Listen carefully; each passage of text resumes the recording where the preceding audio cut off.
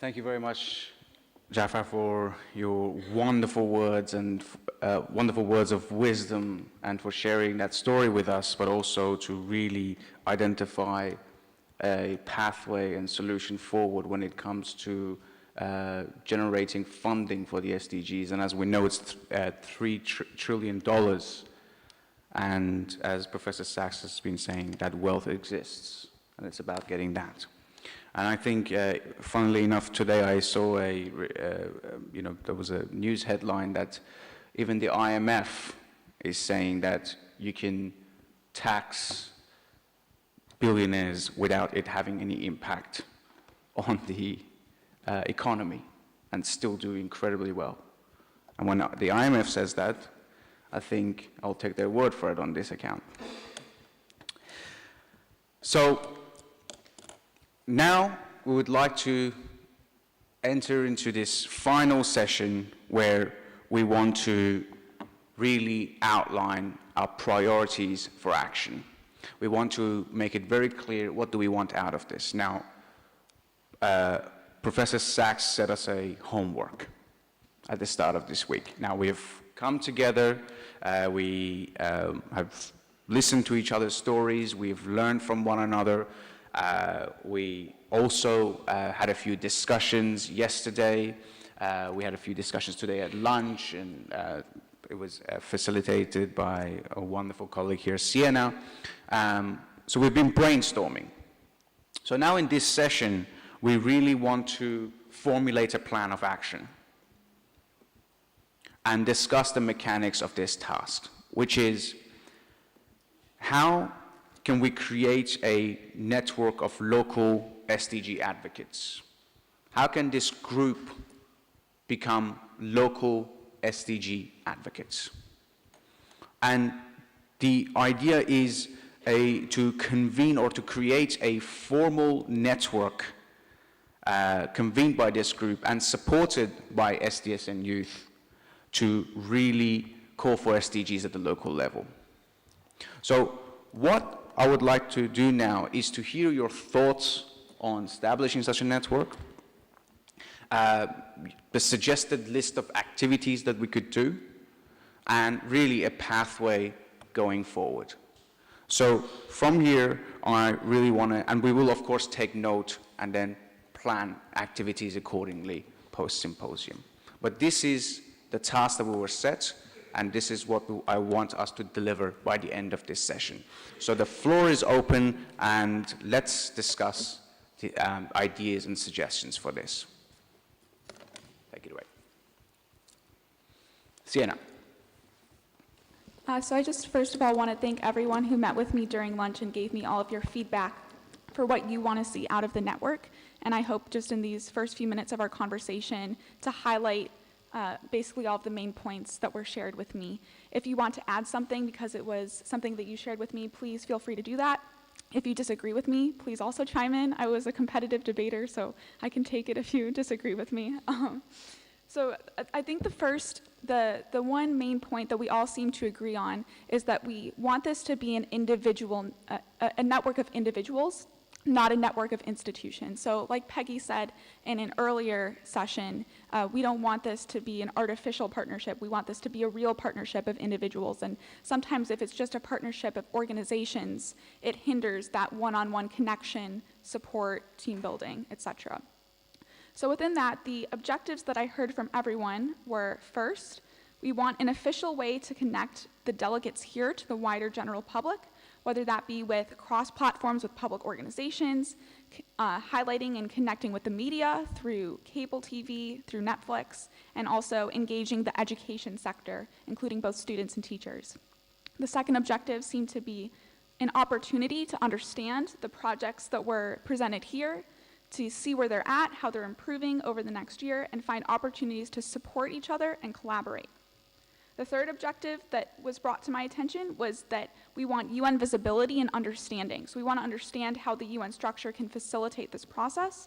And within that, we need a framework that highlights the UN and Vatican Pontifical Academy of Social Science approval of our network. And the fourth major objective was that we want to set up a structure that allows us to have conference calls that allow us to at least periodically all be able to catch up with one another and ensure that we don't fall off the bandwagon and lose contact with each other. In terms of the major concerns that people had going into this conversation, I heard from Gabby that she needs access to the SDSN Youth Network that already exists, so we don't have to start from scratch. She would like us to improve our network so that we can have ease of connectivity with each other, and we need to have credibility for our network so that when we do advocacy events, people take us seriously. From Iman, he suggested that we have cross-sectoral unity by getting in different institutions and programs to share resources, working with both regional and national councils on reaching youth in the grassroots programs, and promoting the SDGs together so that there's a partnership between the SDGs that we've talked about, but also the theme of fraternity that was brought to our attention by the Vatican. From Winnie, I heard feedback that she would like to see an expectation established for what we all need to contribute so that we're all held responsible to be an active member of this network. From Federico, I heard that he wants to utilize the framework that's already been established by SDSN Youth so that we don't have to create something completely new, so that we can focus on the structure that exists and utilize the potential that we already have created over these past few days. From Peggy, an additional comment that she made to me was that we should target opportunities for each SDG and target while making sure that we're not siloing resources away from certain individuals or projects. From Obina, I heard that we need to stay on top of communication and develop a structure for the network in order to accomplish all of this, and that he personally wants there to be an objective for the network to form a group of people who could review our ideas, to give feedback and support. From Anka, she said that she wants to see concrete action coming out of this. This should not be another place where we're just talking with each other, but where we're actually creating long-term programs that we can support and develop together as a network. For Malav, he says that he needs the network to connect him to the places and leaders where he plans to implement his own projects so that we can support not only the network's programs, but also our individual programs as well. So please, if you want to add more or you want to disagree, just add your feedback. After all the discussions that we have had these last 2 days, I see a couple of things, and one of them is resource mapping. Not only mapping resources in terms of finances, but also the knowledge resource, the networking, the issues, the expertise, mapping all the resources that are within and beyond this room is highly essential. And secondly, partnerships. When I was growing up, there was a story that my mom always used to tell me about the stone soup, where 2 soldiers walking through a village with no food bring the whole village out, and all they had was a piece of stone. And they told everyone, bring your vinegar, bring your carrots, your chicken, everything. And they made this huge pot of soup. And everyone had something to carry from that and take it back home. And that's what we've made here. We've made a very big pot of soup that we're all going to take back, not only in the initiatives that we're doing, but also to the people who need this information the most. And thirdly, remember the proverb that I spoke about yesterday, the Maasai proverb. The youth run, and they run fast, but the old people know the way. This morning, the question of financing came up as a very hot topic, and everyone says we need resources. Of course, financing is one of the resources, but there are so many other resources that we need, and that's why we call for resource mapping.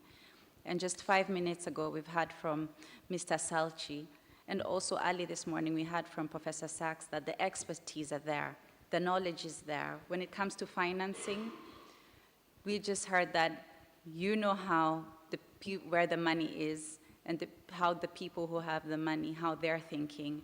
And there you go, there is a very strong resource that we have in this room. But nonetheless, all of us are working because of the one thing that has brought us together, the passion, the respect, the ideas, regardless of how much money is attached to what you all do. And finally, I would like to ask, Monsignor, at the end of this day, what would you like us, from this pot of soup that we have put together, and with everyone who is watching from around the world, what would you like to send us off with from this pot of soup to take back home, to take back to our communities as we continue working with downtrodden people, people in slums, the young women in Niger, people working in the favelas in Brazil, everyone going back to may it be London, Paris, all over the world. What would you like us to take out of this in terms of solidarity, fraternity? What's your advice? Thank you. It's very simple. The Beatitudes of Christ, education, poor in spirit, good health, making of peace, suffer for justice, so education, dignity, freedom, justice. And I think that you say things very important. Of course, the money is very important. And of course, Jeffrey Sachs knows the problem because he's an economist, macroeconomist. And we need to have money. But really, the great masters in the history, like Socrates, like Christ, like others, not begin with the question of money. So, for example, some not begin with the question of money, but after have a person to give the money, because have ideas.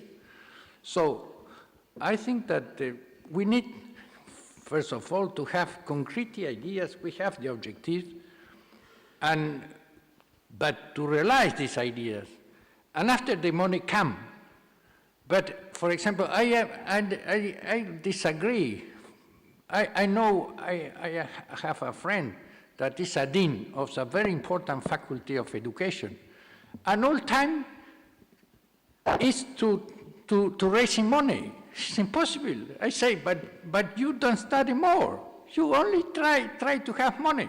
Well, I think that we need to have a more proportional life.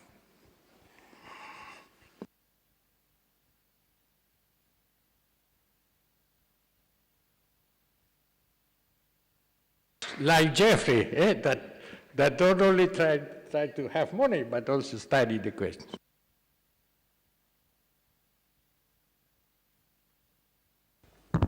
I'd kind of like to ask a question to get to the plan of action for local SDG advocates. I think that a lot of us are kind of coming back to something that Allah said this morning about how not everyone needs to be a leader.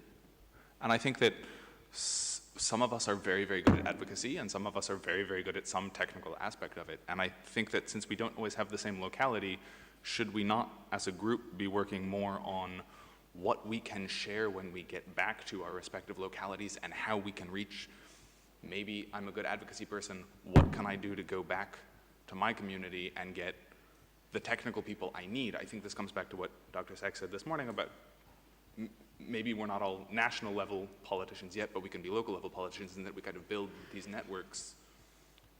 Should we not be focusing, as this group, should we not be focusing more on how we can reach the other people in our community that maybe have the skills that we don't?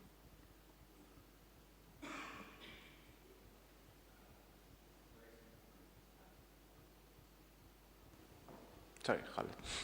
Clayton. Check? All right, cool. I would just like to share a little bit about our journey over this last year in hopes that it can help you. I think in everyone that I've spoken to, I have done my best to convey the fact that I am fully dedicated to helping each of you succeed as best as I possibly can within my mortal limits. And in 2008, we started in a dorm room as a club because we didn't think there was enough action going on campus. The environmental movement was too advocacy entrenched. Too many lessons, too many things to remember, not enough action. So we made up an action club, and through a series of events, we found our way to Rio Plus 20. And this was our first foray into being an international organization.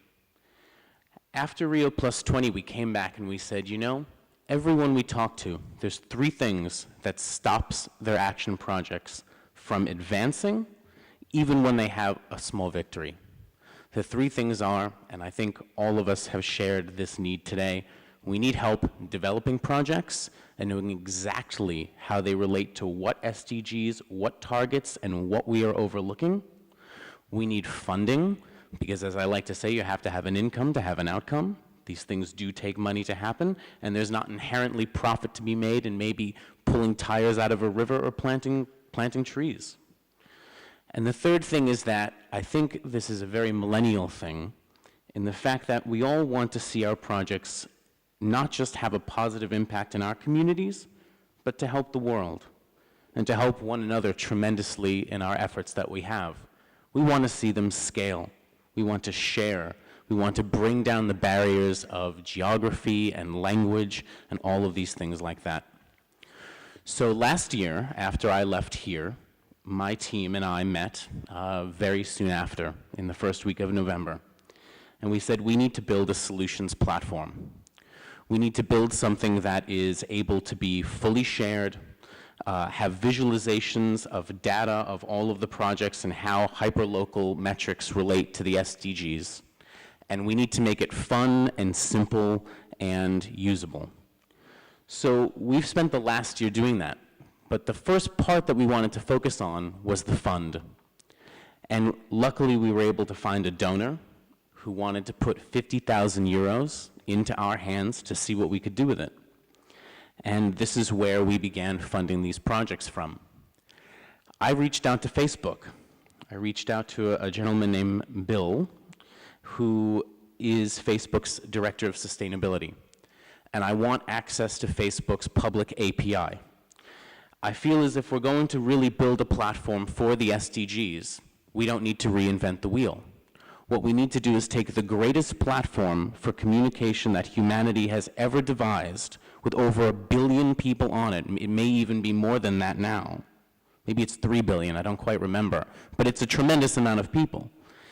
And if we can work with Facebook to say, you have the moral and financial and planetary obligation, right, to help forward and advance the SDGs, how can we use this data and this platform? This is something I'd like to talk to Professor Sachs about and everyone else here, of how we can put a little muscle from the UN into talking to Facebook, because those connections are there. But when we have that platform, what's going to happen? We're going to share ideas, and we're going to see the need for more resources. So this is, again, where my advice of the social enterprise aspect comes into play. I just wanted to share that so that it's out in the open and that we're here to help you as best as we can. And I encourage you all to reach out to me after today. So thanks. I'd like to hear more about what you're going to do, not what you need. What kind of leadership you can provide, what kind of services you can provide, how you're going to get the word out. Okay? What are you going to do? If we're going to build a network, are you leaders? What are you going to lead? What would you like to do? How would you propose to do it? What can you do in your communities? We don't have to do this. No individual has to do this, but if we're going to do it, I want to look at you and feel that after today you're going to go out and lead, because that's what we need. So that's what I want to hear now, not what you need. We've discussed that. Don't want to hear about your projects anymore. I want to hear about how in 13 years you're going to help make the SDGs a reality. How are you going to spread the word? What do you want to do? Not what you need, but what you as a leader are committing to. So if you'd like to, that's what we really need right now. We need you out there doing things. And with the idea that you are together, supported, representing the UN, representing global goals. That's been done. The goals are there. Are you picking them up? What could you do? All the awareness, the speaking, the organizing, the outreach. all the countries here. Can you do it? Do you want to do it? Too much work? Too much distraction? Interesting? That's the challenge. Love to hear reactions.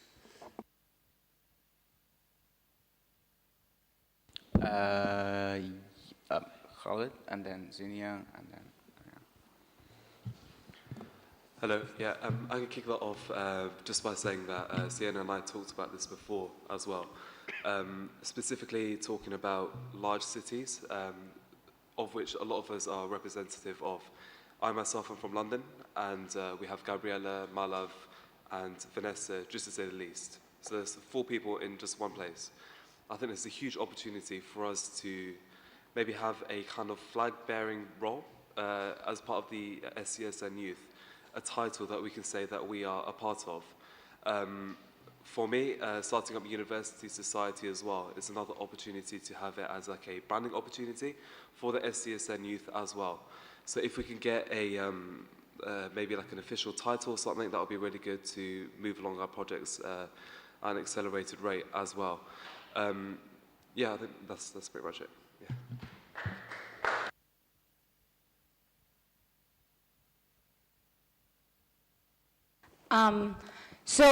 We have a couple of people here from India, and we looked at each other and we're like, we're a lot of people in India, and not enough people who are talking about the SDGs. Darshita, who was here yesterday, Malav, and even people who are actually not from India, but Marianne, who has worked in Maharashtra as well. We have thought, and we've also spoken briefly with Professor Sachs, with Sam, and also I spoke to Anna about trying to maybe call it whatever we might, come up with something similar to a Vatican Youth Symposium, but maybe an India Youth Symposium or a Mumbai Youth Symposium, and market it in the sense to bring people. And what I will do as a person working here, the resource that I could offer is recognizing the people who are doing the work already, maybe not tied into the SDGs, and saying, you're doing this, you should be at this symposium because what you're fighting for is SDG so-and-so. And Professor Sachs mentioned that he might be traveling to India, and also mentioned that, of course, you all have connections to the money, and there is a lot of money, and then there's us with none of it. And so we can definitely work to tap into those resources as well. The second thing I'm going to use, and I'm going to rope in Malav here because this is something we've been talking together about, so he can fill in. But the second thing I'm going to say is what I can do about the SDGs is I'm going to be obsessed. I'm already obsessed with SDG 5, gender equality. I am obsessed with it because if we have to achieve something like gender equality in 13 years, I think there is no way we can do it without being completely obsessed. Now I've heard, I'm going to take 1 minute for this, I've heard a lot of people today and yesterday, some people here also talk about it, but mostly it's been women. I heard Sam bring it up, and this is my invitation to all the men in this room. The fight for gender equality can not only be important to women, it should be equally a man's fight, not as passive bystanders, but as active allies. And if not for gender equality, do it for your own SDGs, because trust me, you will not be able to achieve any of the SDGs in that list if we don't have equality. And so this is what I'm going to do. I'm going to be obsessed with it, and this is my invitation to all of you here to please be as obsessed with it as I am. Thank you.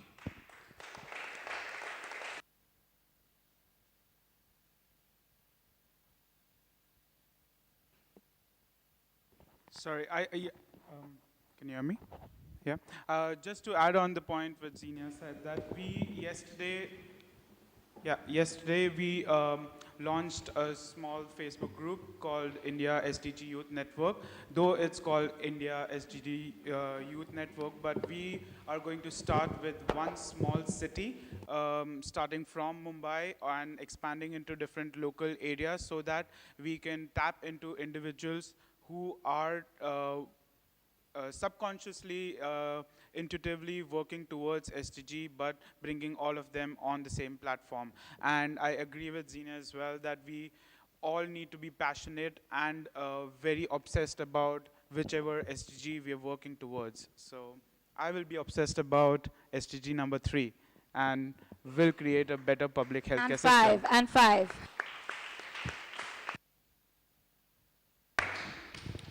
And Mariana, and then Obin. So I think that one very important part is something Zina said that is key is identifying people who are already doing them and joining that into the network, and that's something we definitely need to do. What I propose and what I can bring into the table right now is that at least in Mexico City and in many other cities in the whole of Mexico, Sin Trata is just being able to call out so much people in universities. The presence that we have in universities has been our expertise since we started. We're talking about literally an army of just people we don't know what to put them to do. And I think that it's a great chance to invest in them in the spirit of fraternity and solidarity as well. I think we can bring the networking to universities, open programs in there, and invest in new talent, invest in new potential as well, show them the way, show them that there's already a path. So I think that's something that we can bring into the table in that respect.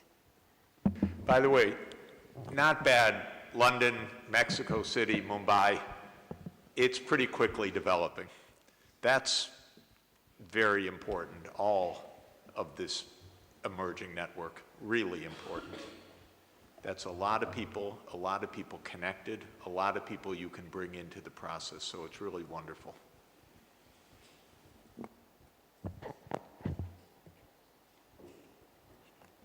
Thank you. So yesterday after my talk, I met up with Peggy and with Eduardo. We pretty much formed the health finance team here. We realized that we have similar interests. Coincidentally, Peggy's company is working on providing antibiotics for children already, and she has a partnership with a pharmaceutical company. So we wrote up a draft template for getting more of the drugs I spoke about yesterday. I shared that very briefly with Prof. Sachs this morning at breakfast. And we're going to be collaborating, leveraging our skills and interests, Peggy in finance, Eduardo in health management, and myself in clinical medicine. So we hope that over the next few months, we could get something developed to make sure that these drugs are on ground for children that need it. And also, I just remember that I was invited to speak on SDG 3 from my med school last week, but I hadn't confirmed whether I was going to be at the event or not, but I think I'll shoot them a mail immediately after I'm definitely going to come to speak to them about it. Thank you.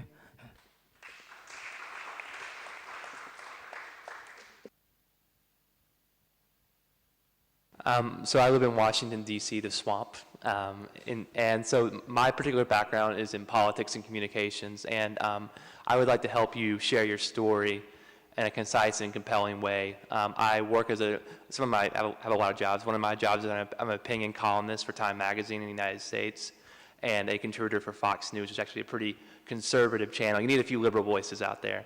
But I would love to help you communicate what you do in a way that is concise, compelling, and sells well, quite honestly. I think my sense is there's a communications issue here. This is a big project, and you have to communicate in a way that people understand. So I really encourage you, just really quickly, when Pope Francis got elected Pope, he said that when a priest gives a homily, he should give a homily to the woman sitting in the back pew. She should understand it. So I think when you all are telling your stories, I'd love to help in tangible ways so you can communicate to the people in the back pews. Great, thank you. Just the other side of the room, and then we'll come back. We had, was it Peter? Yeah. I did have it up. Someone said earlier that the goals are not policy, they're goals. And in order to achieve them, we need the policy, and I'd like to write that policy. I'm looking at the America's Goals. I know there are a lot of Americans in the room. I'm looking at the America's Goals, page now, someone had actually approached me about using the city we need as running a slate of candidates who are based on that, but I think this is a bit bigger and perhaps more successful. All of the candidates here are from the Virginia House, and I'd like to help get that to other states. So if you need someone to write the policy, like, you know, the good kind of ALEC, I'd like to be involved in that.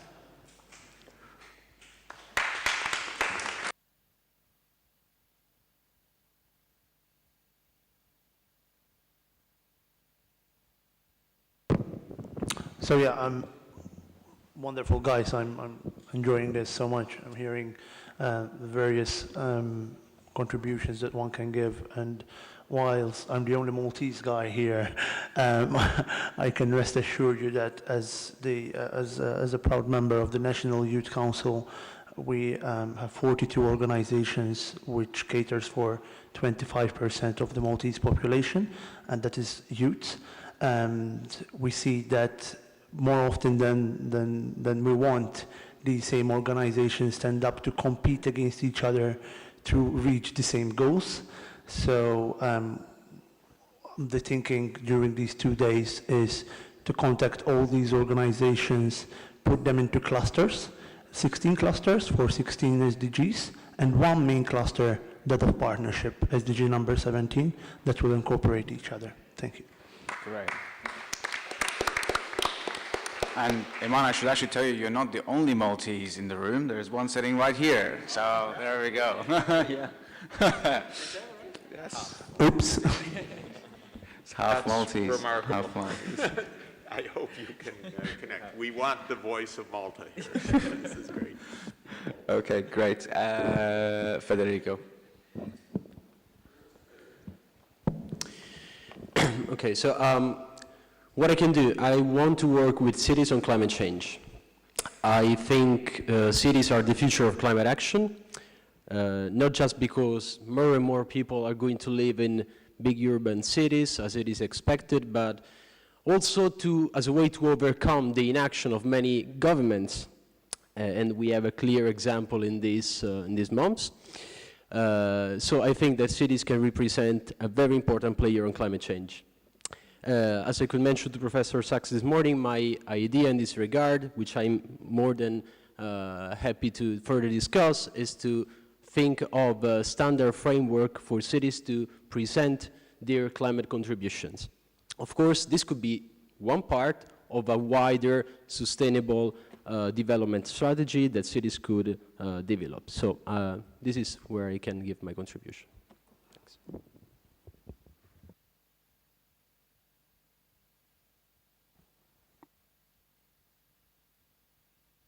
Okay. I've always understood that listening is very, very important. The power of listening, and coming from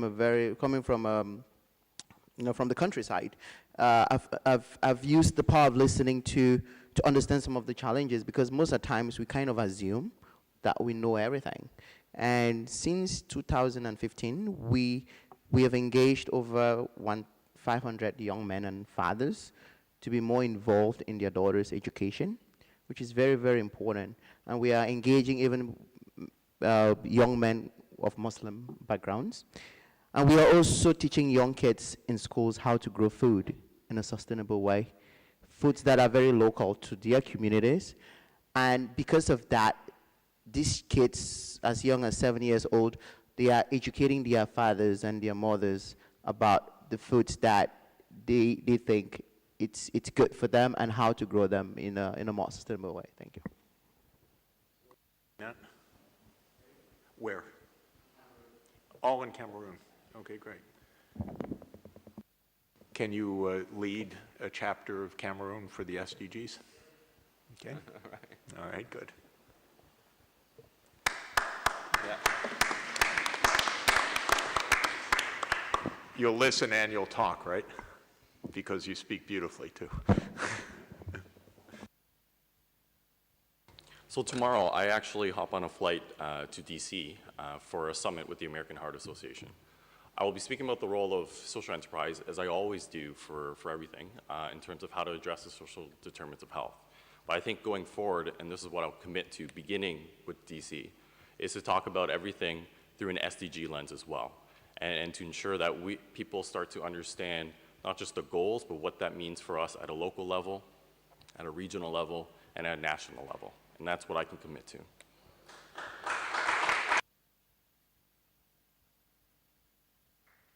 Thank you so much. One of the great things about the SDGs is that they're universally applicable to everyone from different religious backgrounds. My strength is understanding the Catholic Church globally and Catholic data. We have some tremendous opportunities coming up in the next year. We have the Synod on Youth, and we also have the upcoming World Youth Day.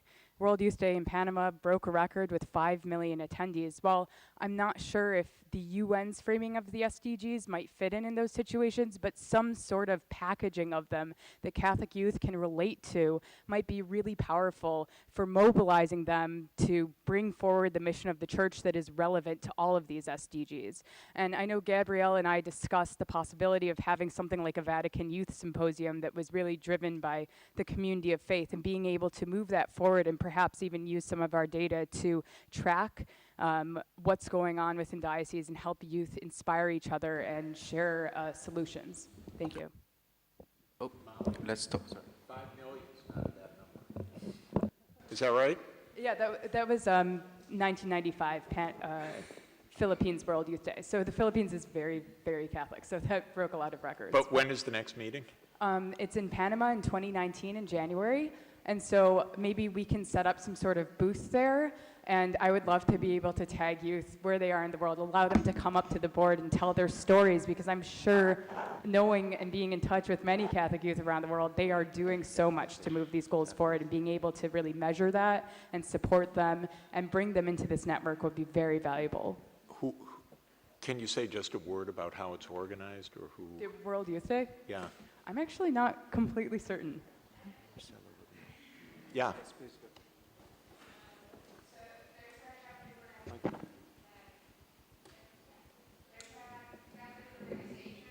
It's 2000, and this group is the main organizer of this event that takes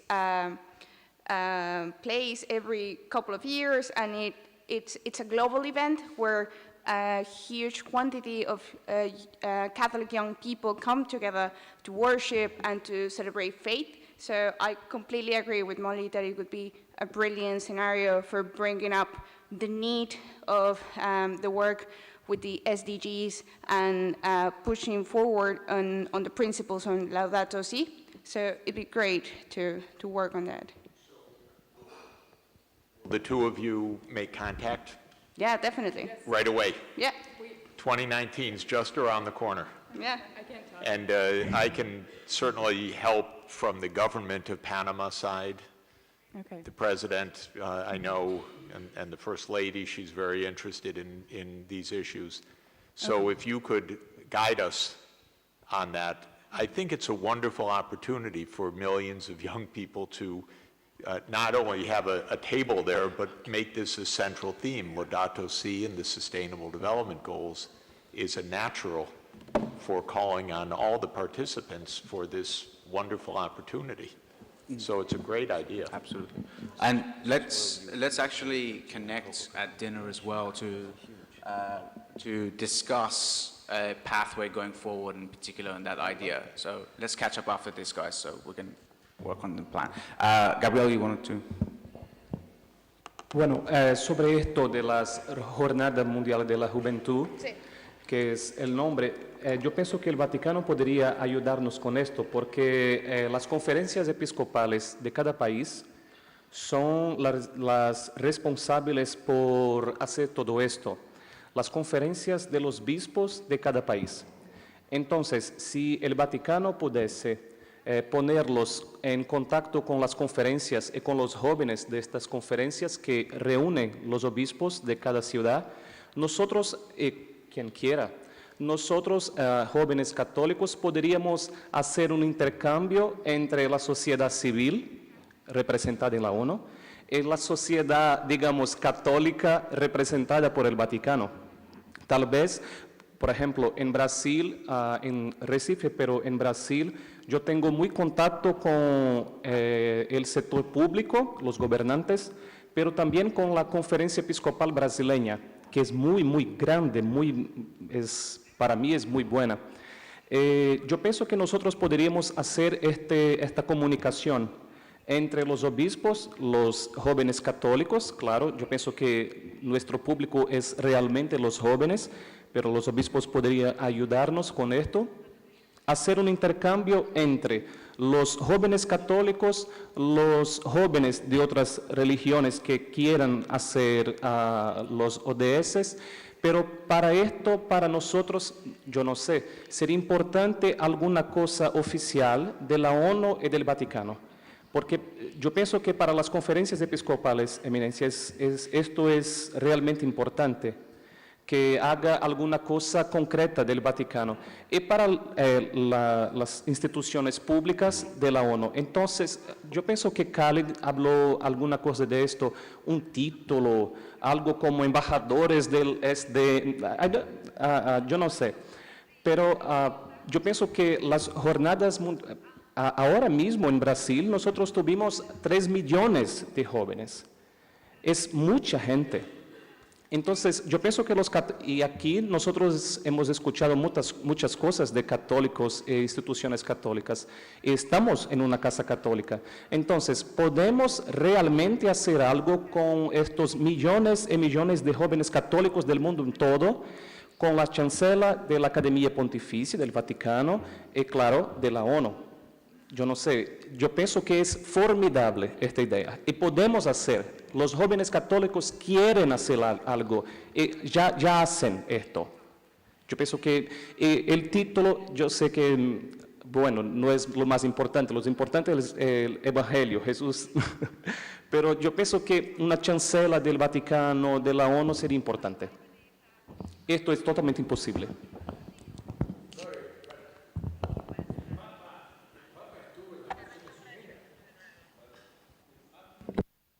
El Papa estuvo en las Naciones Unidas y dijo eso, dijo que él aprobaba y lanzó los OGS,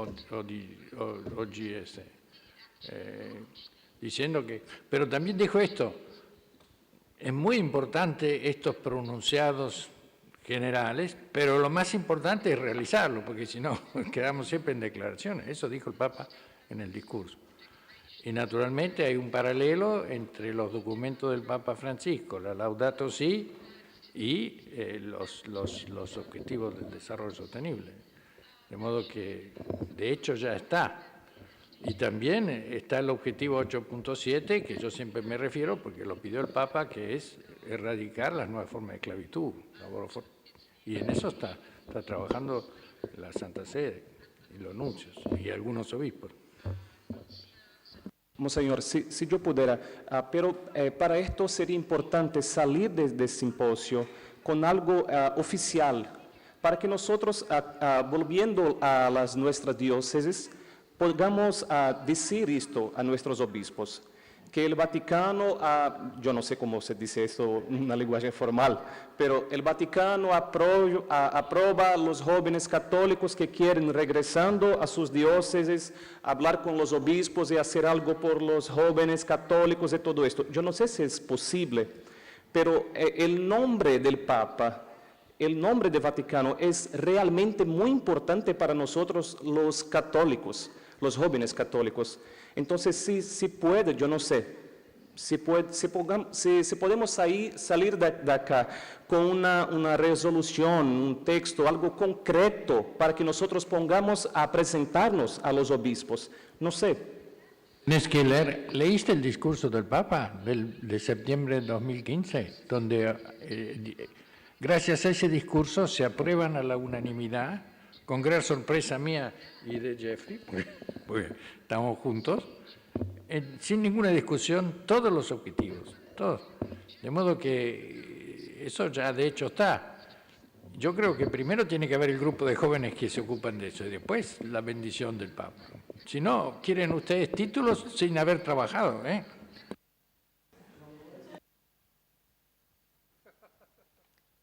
I have a quick question. I know Pope Francis has been restructuring a lot of the dicasteries in the Vatican, and there's been a lot of management changes. And I'm wondering, definitely not like sitting at the adult table with everyone, but if it exists or if it has been considered to have some sort of number of youth represented from all around the world as like youth ambassadors from their diocese that can help bring our skills and talents here with an ability to bring that back and engage youth and have that connection, because like Gabrielle said, the Vatican is, this is the place for us here on earth where and this is where we look to leadership, and that could really help.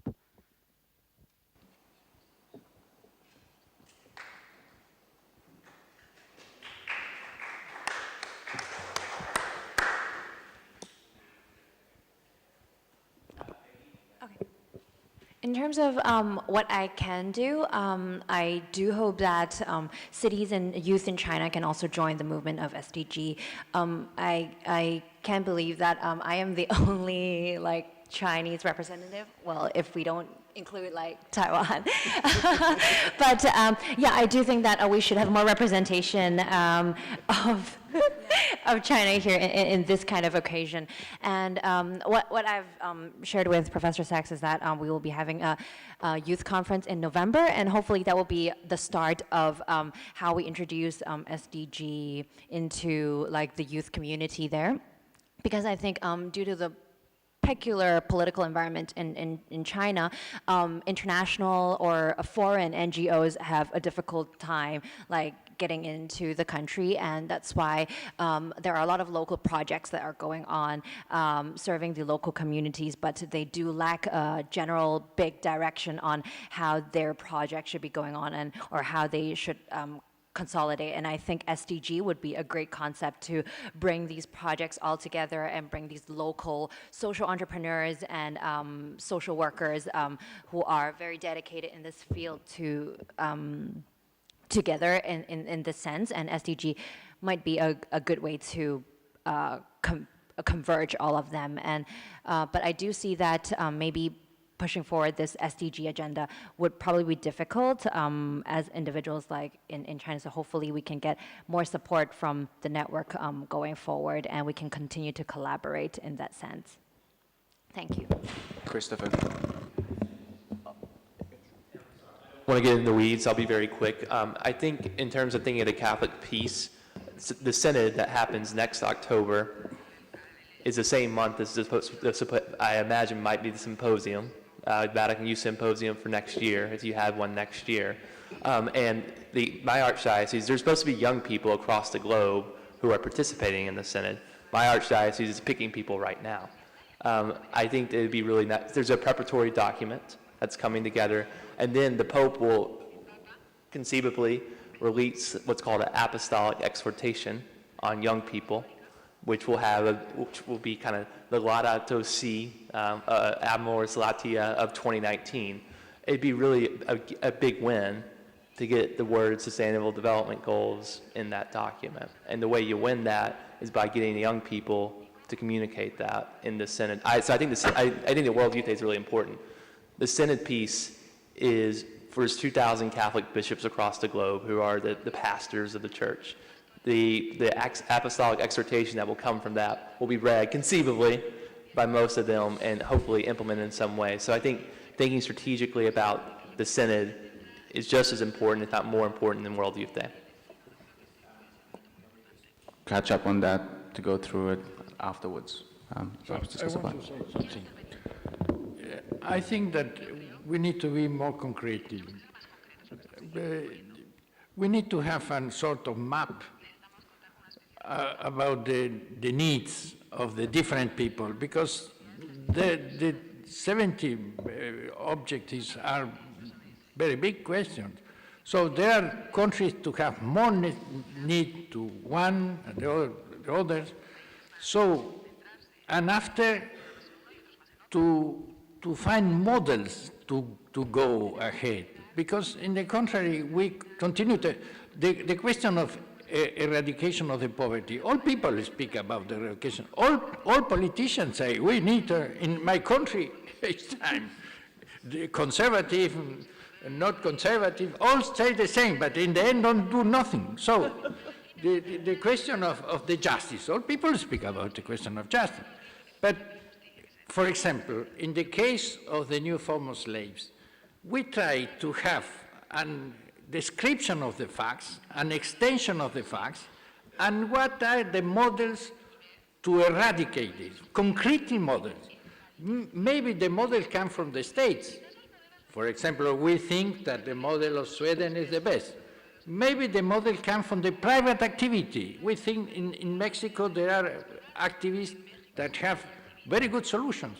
So for each objective, we need to have an concretely model of practice, good practice or good experience to arrive to realize this model. In the contrary, each time we speak about the same. This is the question.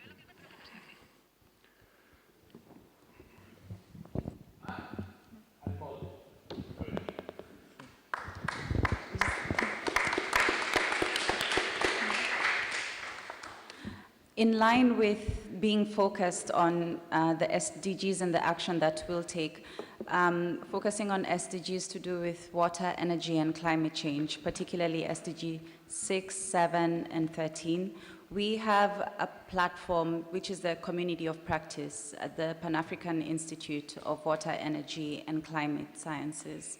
And through this platform, I, together with the team, will be pushing on these SDGs and would like to welcome this platform to everyone who is here, who would like to interact with the different students that we have from more than 20 different African countries to come, and we can use this platform to continue networking and speaking about these issues.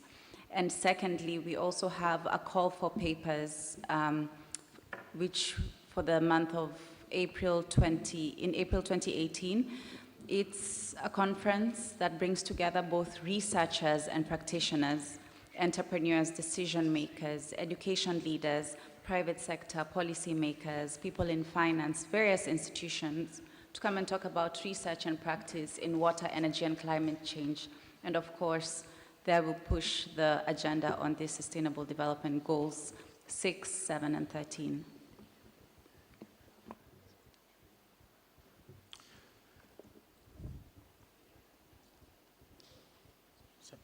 Oh, me. Ooh, sorry.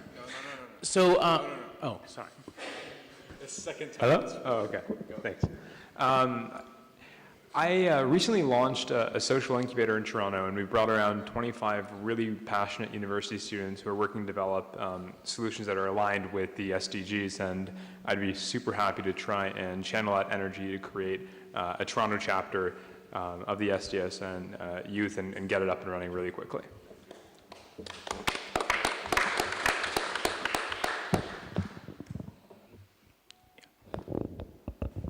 Hello.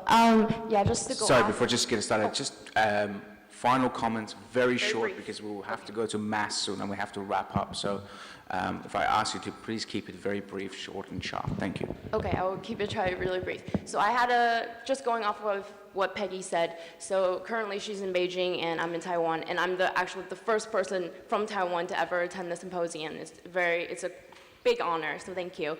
And so actually, I work very closely with the Taiwanese government, and we actually just had a 180 turn of the government from last year's election. So we had our first woman president, which is very going for SDGs, especially SDG number 5 for equality.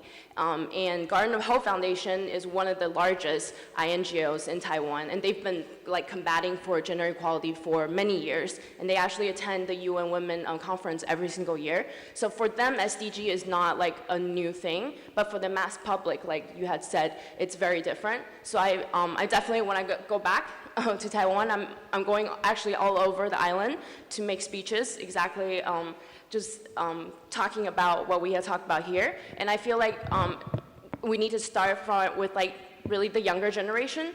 And so I was thinking of making an SDG book for schools, using as a textbook in the languages that they can understand. So just starting from the younger generation, and then to teens, to schools, using as a textbook type of thing. And then also, we have a very new NGO department in the Ministry of Foreign Affairs as well, which I'm very close to and I'm the spokesperson for. So I would definitely talk with them. And there's been a lot of policy changes and funding that's coming in, so I don't think finance is going to be a problem. But yeah, so I'm definitely going back and doing everything I can for the SDG. Great, thank you. Anthony? There we go. So two things. One, personal commitments. I'm in DC, happy to connect any of you to any nonprofit, go and visit them in person, anyone you need.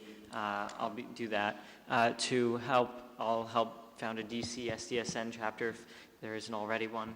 3, getting back to the earlier point, I was also working with Sienna during lunch on some of these ideas, one of which derivative of what I proposed during my speech of a video series. Happy to work with each of you to produce video local about each of your projects, and because I'm so into passing the microphone and showing the actual work of the SDGs, and I think that that's something that will incentivize us all to continue to participate.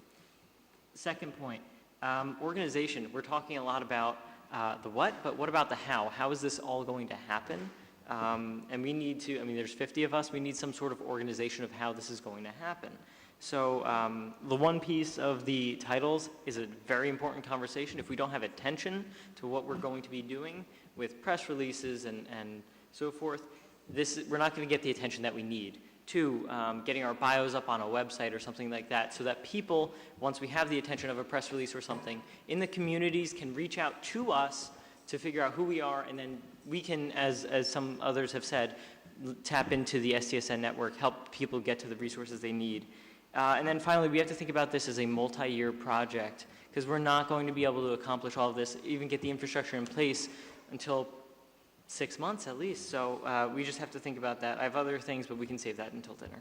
Thank you. I'll take 2 more comments before we wrap up. Thank you, Anthony. Yes, and 1 more comment, Sam, and then very briefly. We'll make it 3 if it's a burning comment. Okay. Very briefly. So there's a few things. First, I'm not sure if you're familiar with Solia, which is an initiative of Search for Common Ground, and they're doing a global program on in virtual dialogue. So Solia, a program of Search for Common Ground. And I'm a facilitator in the program, and why I'm seeing a lot of potential there is because we talk a lot about global challenges, but it's never phrased within the framework of the SDGs. They are based in New York, and I'd be happy to put you in touch if anyone can meet them and talk to them. They are in 100 universities all over, particularly Middle East and so on. Okay, this is one thing. Another thing that I'm really interested in, because I've been doing it on the MDGs as well, across Romania, I've implemented an awareness-raising campaign, and I feel I've learned a lot from that. I've also done my master's thesis on it, and I'm interested in awareness-raising, in how I can support in advocacy, and particularly 2250, because it's also what I'm doing with supporting with SDG 16, because I feel it's what I'm doing with the resolution 2250 and what my network, the network that I represent, is doing as well. Absolutely, absolutely. And thankfully, we don't have an SDG 2250, so. And final comment from Sam, and a short one from Winnie, and then that's it. This has been extraordinary. 1, anything that you want from me, I'm in. 2, with respect to MCN, we will fully integrate this. Because our focus is only on campuses and you're more expansive, I'd love to invite all those students to be a part of SDSN Youth, tap that network of 10,000, and then do anything we can exponentially. And 3, I think it's no accident that we're here. And in the break, I had been reading a little bit some of the research that's come out of the academy. And so definitely want to, just say pas.va, definitely worth checking out, as well as Laudato Si. And something you said, Dr. Annett, in your remarks was talking about Senator Sanders and why he was successful is around making that moral case. I think there is, to some extent, an intellectual moral vacancy in our politics.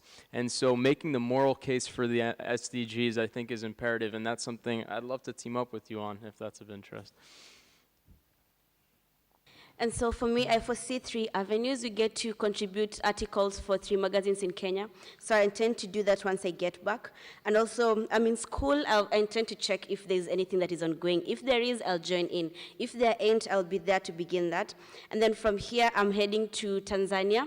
And we have an East African program on human rights. I intend to share the same with everyone who will be there. So that can be replicated in Uganda, Tanzania, South Sudan, and everywhere, basically in East Africa. Thank you.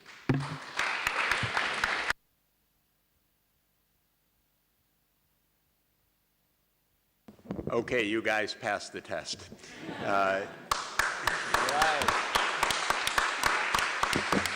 Look, really amazing, and we'll go ahead. There are 3 kinds of outreach that I think all of you can do wonderfully. You speak beautifully, passionately, cogently, so you should speak about the SDGs in general. Second, you are subject experts, so you should speak about the particular SDG also. It's good to have your passion. I'm SDG 5, I'm SDG 3, good. Third, you are all part of networks, wonderful networks. People are connected in the world.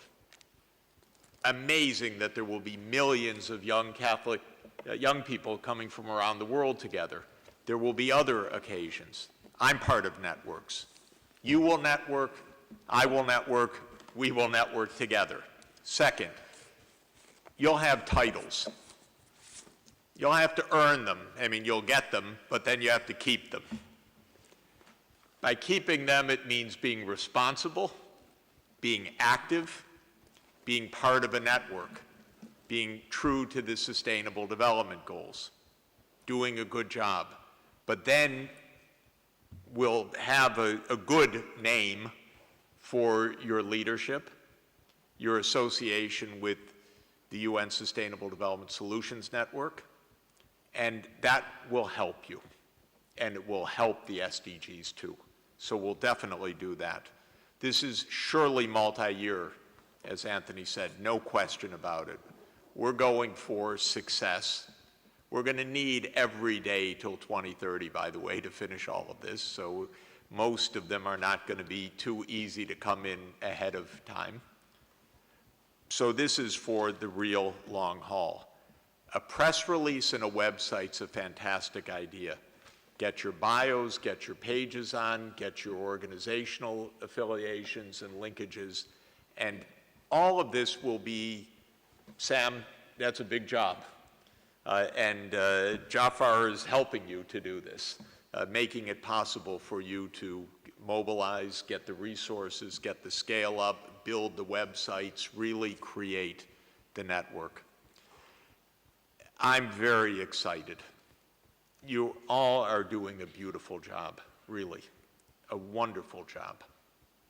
And keep doing it. And you're going to make a huge, huge difference.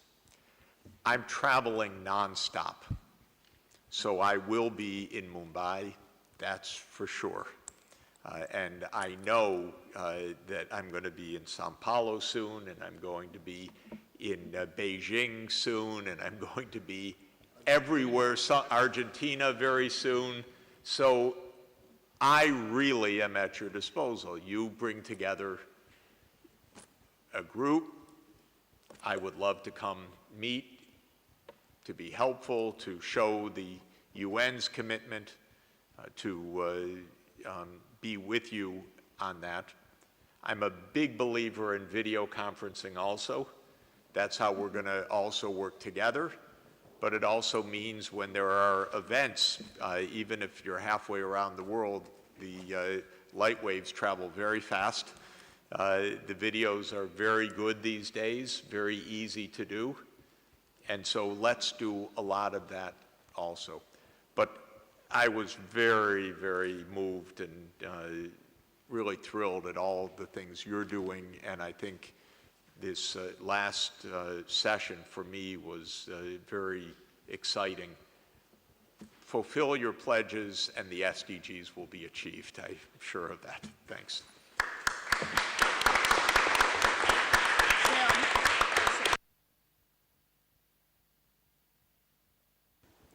Well, I'm a little bit tired of hearing everyone complain about not having any fun to do these things.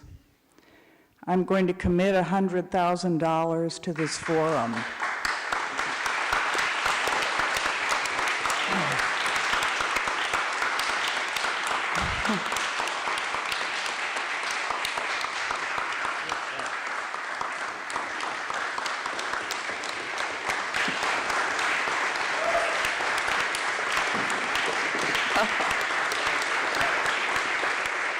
That's the intro part. That's a great team.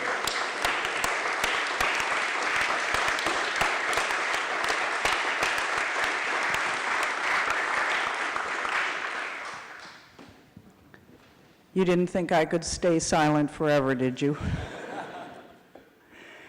But I do believe in accountability, and so I will be talking consistently with Jeff and Sonia Sachs about the progress of the people in this forum, and we will make sure that that seed bit of money as a starter fund is protected and properly spent, and will be in the custody of Jeff and of Columbia University, and however we work this out, so that you can have some startup funds. And I've been very, very impressed with all of the stories here that I've heard, and you may recall that there was a couple nights ago a sweater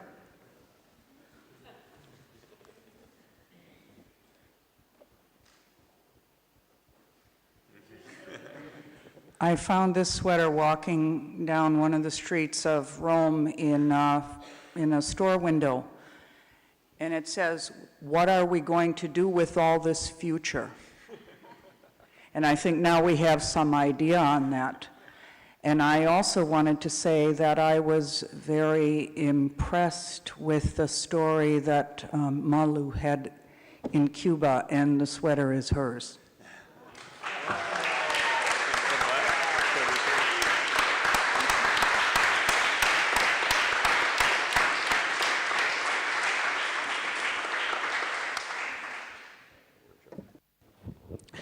Thank you so much.